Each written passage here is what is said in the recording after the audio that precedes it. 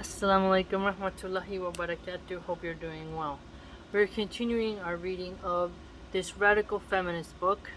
Now, it's important for us to dissect what they actually believe so that we can create accurate solutions to their nonsense. Okay, she's still talking about what consent is according to her philosophy, and as I mentioned, I don't necessarily agree with her definition, so there's that. I don't expect it to get any better, but let's just see what she does. Okay? Go ahead and listen to this as you're washing dishes, chopping onions, feeding koi fish, you name it. Bismillah. Girls who speak about what has happened to them after that party, after that interview, after that soccer game, can expect to be the ones punished for the crimes committed against them. Shamed, ostracized at school, shut out of friendship groups and later professional circles. He made a mistake and she will be erased for it. Now, I think what she's getting at is the stigma around women who admit that they have suffered some type of traumatic event. How some men will call them damaged goods and avoid them. I think one reason why people think this is because some of those women become mentally unstable, can't recover from the trauma, and so they don't see them as safe moms for their kids. But there are quite a lot of women who are excellent mothers and have learned to process such horrid events and live life with joy and happiness. So there is hope. You just have to make sure you're with someone who's well grounded. He was drunk, so he couldn't have known what he was doing. She was drunk, so she should have known better. She made trouble. She was difficult. She did not make it easy for him. She's a liar or a slut or both. It didn't happen, and if it did, it didn't matter. Because he's got his whole future ahead of him, and she's just a girl. Is she talking about that swimmer guy? Stanford swimmer? I forgot. There was a swimmer who did something to a girl behind a dumpster, and I think the judge and the father of the young man used stuff like, oh, he's got his whole future ahead, why should this one event ruin his life? And it's like, man, your son did something terrible to a passed out girl. Okay? So it almost sounds like she's talking about that case, but maybe not. Sexual assault is the language in which girlhood is spoken. Ooh, what? What do you mean by that? Male sexual violence is a near universal experience for girls growing up. Well, that's true. Yes, that is true. But that does not make it fine or normal. No, definitely is not fine. It's not normal as in to be accepted. Like putting your shopping cart away when you're done in the parking lot is normal good manners. However, danger is normal because it's a common occurrence and to be expected, and one should never think that peace is the normal operative. That's what I'd argue. For me, seeing men as a threat is normal. Finding peaceful, loving men to me is the abnormal. You can call that nihilistic, cynical, and whatnot, but red pill men kind of prove that every day. And like, there's bad women, no doubt, but men can take the life of a woman with their bare hands. Okay? So it's normal to expect violence from men. And when you pay attention to true crime, look at the rap sheets of men in prison, what they've done to women, you begin to notice the pattern. You definitely begin to notice the pattern. So you gotta be careful. It's normal to see men as threats in a way, because men are threats to each other, right? It's normal for a woman to walk down the street and see a man and be fearful. She should. The worst thing you could do is to not have your guard up. It's always, if I can cross the street and there's a man, the better.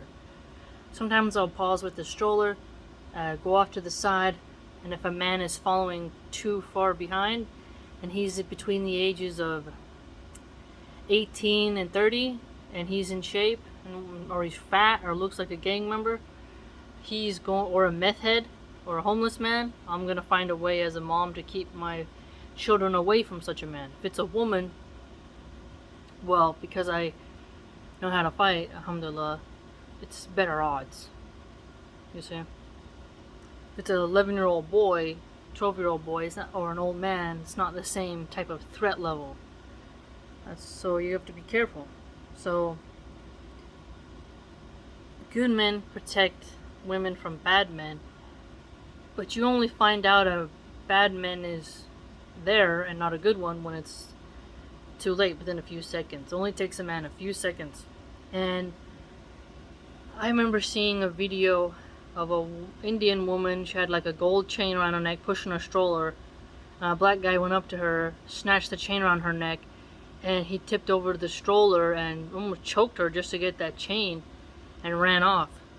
She was with a baby stroller. I mean, there's men, they don't care that you're pregnant or that you're a mom. Some of them have no respect for women. And there's a lot of young men who would just film with their phone so they can go viral and not help you at all. So chivalry, protection of women in some places is not as normal as we think. So I see her point, but I also see my point. Sexual violence is not normal, it is normalized, and deliberately, savagely so. Okay, so that's an interesting distinction there. So it is not normal, but it's normalized. Sexual violence. This is the trauma that shapes our collective understanding of gender and power. And it doesn't get better as we grow beyond girlhood. The ritual of violence and silence plays out right through every industry and institution of power. I can see what she's saying with that. Okay, so part of being a woman is knowing that you're physically weaker than men, and it's knowing that your sensitive tissue down there could be severely damaged by the male organ if he decides to take what he thinks he is owed or whatever, right? And a lot of those men, they fantasize about doing that to women, okay? And women who have never been R-worded watch graphic adult content and then think it's going to be some type of lusty BDSM scene, when in reality it's going to be usually a very unattractive male who smells bad, probably has an STD, and is got a stinky mouth, and is really going to harm you in so many different ways, because your body is tight and clenched up with fear. And even if you try to pretend to like it, which is nearly impossible, that doesn't mean the perpetrator is going to somehow go softer on you or pat you on the head. They actually like to see you in pain, you know? And so that is just how it goes. It's really quite sad.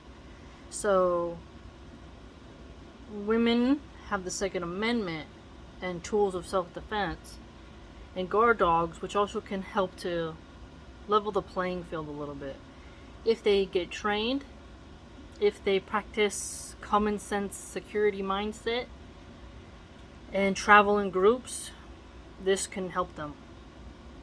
Because no matter how many steroids you take, you still aren't going to be as strong as a man who's taking steroids and who's high on meth and doesn't feel pain and who just hates women and is determined to hurt women.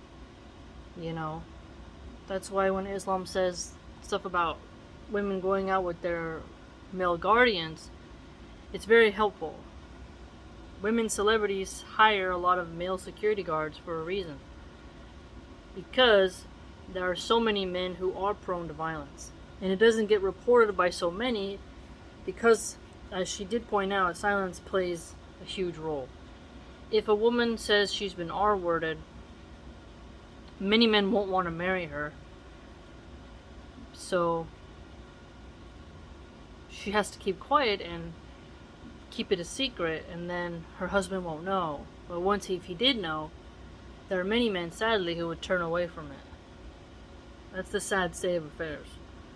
But I can see where she's coming from, you know.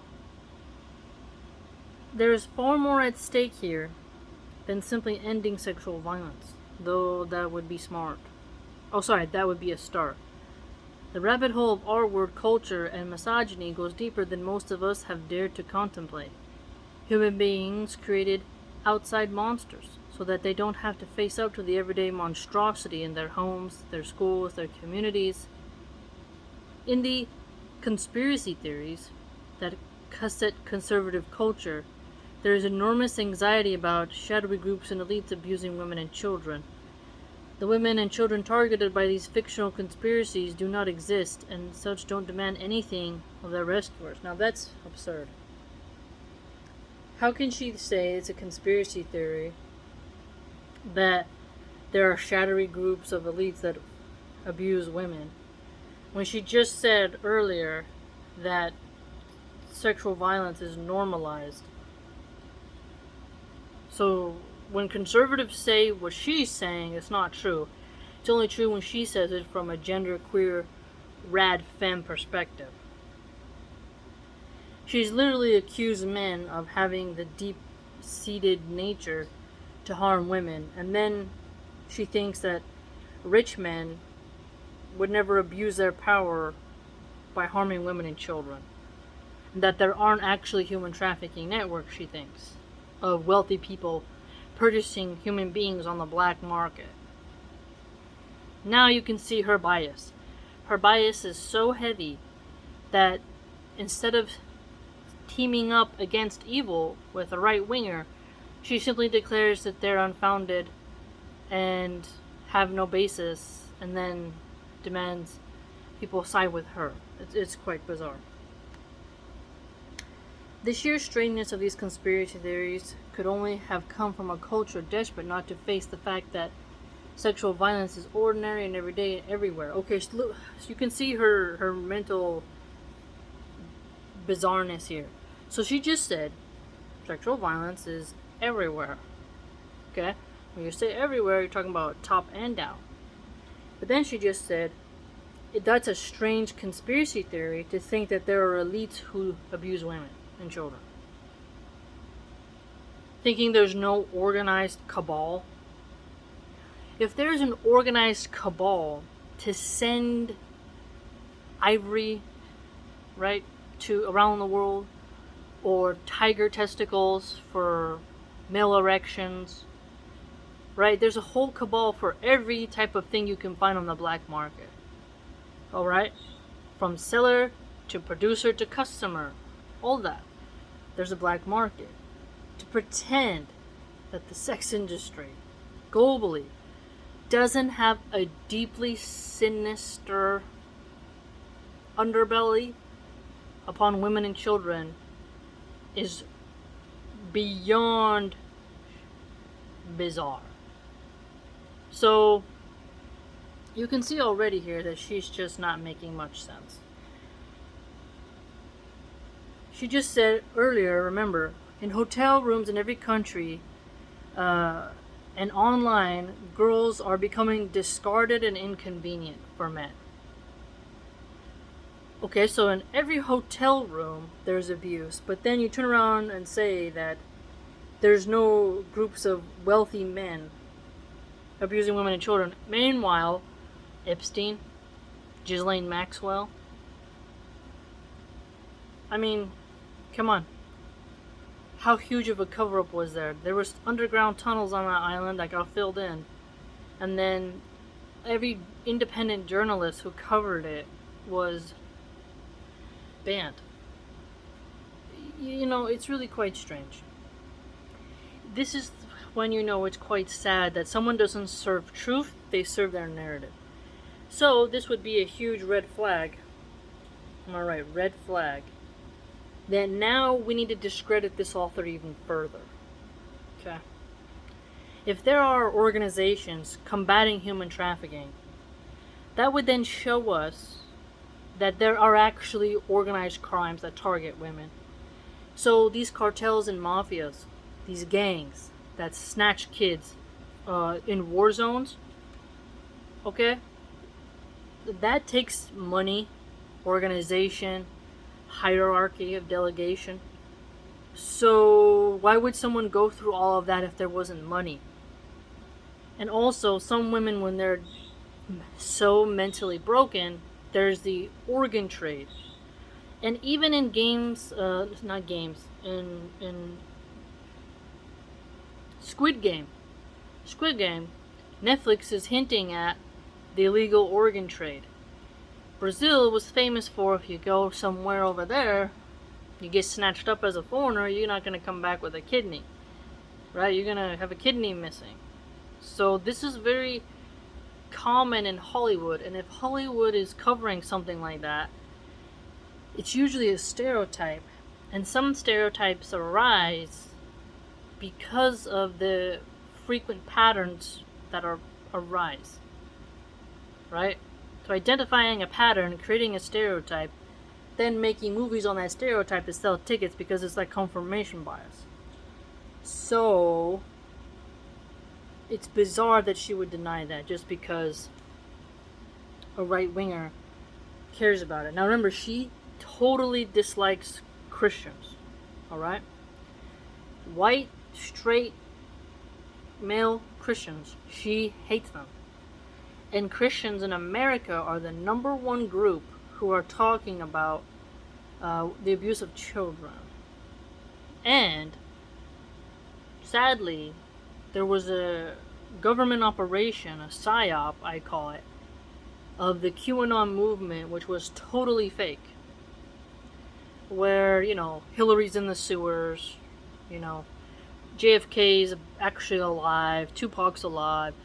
It's all this strangeness that muddied the waters about children who are actually suffering. So the whole movement was to discredit people who are actually rescuing children. And then they made that movie Sound of Freedom, which many said don't watch it because the actor himself said he watched CP so that he could get more into character, and I can't trust somebody who openly admits to watching such evil. I can't. No. So I didn't watch that film.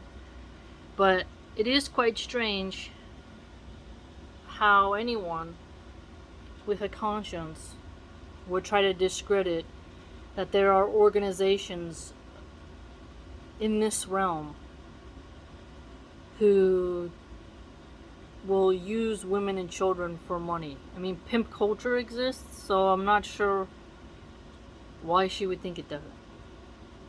Such a strange person. In the same way, most women who are R-worded by someone who is known to them, often a close friend, a partner, or a spouse. And yet our cultural and legal understanding of what an R-word looks like still seems to involve a dark alley and a stranger with suspicious facial hair. This frankly freakish othering of R-worders and abusers is a crucial pressure release valve that allows the rest of us to live more comfortably within the economic and social structures that are entirely predicated upon abuse. If R-word is a unique crime perpetrated by a few bad apples, there's no need to dig up the whole orchard, okay? I see that point when some people try to minimize the prevalency of R-wording of women and children and other men. I mean, men are also a victim of other men who decide the R word, especially in prison and in impoverished communities. Okay? Yes, there are people who do minimize it, and some think it doesn't happen that much because they try to find a way to always blame the woman, and they want to feel comfortable in their bubble, and they don't want to recognize the fact that that does happen a lot, because they think it'll make people very crippled, that they won't allow them to operate in the world, and they just don't want to hear bad news. But how do we change that? The solution, I would say, is to raise children and boys to know that there are men who will do that, and female public school teachers. Right? That seems to be a common occurrence. Now, Joe Rogan constantly is saying how cool it would be for a teacher to do that to a little boy, when in reality, a fat, disgusting woman doing that to a little boy is horrible and wrong. And even if she was beautiful, it's still horrible and wrong. Right? It's a violation of the child's sovereignty, and it is a disgusting act. So there are men like Joe Rogan who make a mockery out of when it happens to little boys by women. Okay? And I don't agree with that. But the way we do a solution is to tell children at the appropriate age, or to just raise them from a small age, no one's allowed to touch you. If you don't want to hug anybody, you don't want to shake anyone's hand, you are in control of your body. Okay? Talking to them and letting them know that adult men are a threat in that way, and women, this allows them to be more prepared. A security mindset, bodily sovereignty mindset. Okay? It's very important. Very important. So that would be the solution. And then also tell them, you can tell me anything, you would tell them. Someone does something to you, don't believe their scare tactics of, you won't get a puppy, or your mom won't believe you, or something like that. You let that child know, this is what the criminal will say in order to confuse you, because they're a shaitan. No, always tell me, I'll always have your back, and we'll put them in a cage. Okay? You have to let your child know you got their back. You have to also know the maturity level of your kid, and be very cautious of who you let around your kid. That's why I've made arguments for women to be more stay-at-home moms, to come to a more traditional lifestyle, because that will actually help the children to be more guarded and protected, and you can regulate better who has access to your children. There are a lot of predators in the public school system, both students and staff. And they have your kid with them like a hostage 5 days a week for so many hours. Okay? So you have to raise them and let them know, don't let that happen. And sometimes you even have to protect them from older male siblings and uncles. Uncles, for some reason, are like the number one, stepdads and uncles. I mean, you have to be mindful. Okay? And don't just think that any religious figure is safe to be around your kid for lessons. You should always be observing them, and trust no one. Trust no one. There are some people who think, oh, don't be suspicious of your Muslim brother or sister. It's like, no. I'm not questioning your faith, but I know evil is real. And my child is more important than anything. So, I'm going to guard them as a bald eagle guards their nest. And if you don't feel comfortable with a helicopter around you, that shows more about your intentions than you realize. So, my solution for her would be, you don't make women think that they can just be these fairy butterflies floating around neighborhoods, and that no predator will ever launch out. The chameleon snatches a bug in mid-flight. The frog jumps and eats. The toad actually eats the smaller frog. The seal is swimming along, and out pops a great white shark, eats them. Orca whale arrives, flips a seal in the air and tosses him around, battering him in the ocean before he takes his bite.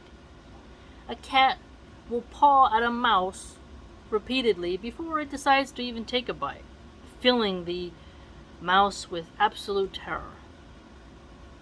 So, if we can see in nature the threats and weird things that go on, we must educate our child. That's why nature documentaries are very important for kids, because they actually get to see aggression, danger in the animal form, and it helps them to realize you're not in Disneyland. If you're putting on Mickey Mouse, and you're really happy, it doesn't mean you rob them of their childhood, but it means you prepare them for what this realm really is. Okay? That's part of what makes some of these sheltered children so addicted to video games, because in the video game they get a simulation of danger and victory and the unknown. If you prepare them from a young age with a security mindset, they'll be more enthusiastically survivalist in this realm, I'd argue, until we return to Allah subhanahu wa ta'ala. And lots of kids grow up in war zones, many children, if they're overly protected in terms of not knowing the reality that's out there, those types seem to go off into drugs and partying and debauchery because it excites them to such a degree that they get addicted to that dopamine hit. But if there's someone who was slowly introduced to toughness, little by little, they're actually less impressed, I'd argue. Right? So a kid who's seen a dead chicken, right, had a pet who passed away, watched their father take apart a deer, watched their mom cook it, they have a little bit more toughness in them, right? They're not just on an iPad playing a game for hours and hours a day, sheltered from the reality. So, solutions. What do you think? She has some things I agree with, some things I don't, but she has lost credibility because she called it a conspiracy that there are organized forms of the black market of human trafficking. Almost debunks her whole claims, like she's just a walking contradiction, right? But she kind of already let us know who she was, so it's not too much of a surprise. But again, for her to say the quiet part out loud and just be totally direct, she is just laying it all on the wall, splattering the kick batter on the wall for us. So we can't be too surprised at her bigotry and her bias, but in the end it's still shocking. If you'd like to join my blog, it's www.subscribestar.com/MilahanArchive. Hope to see you there.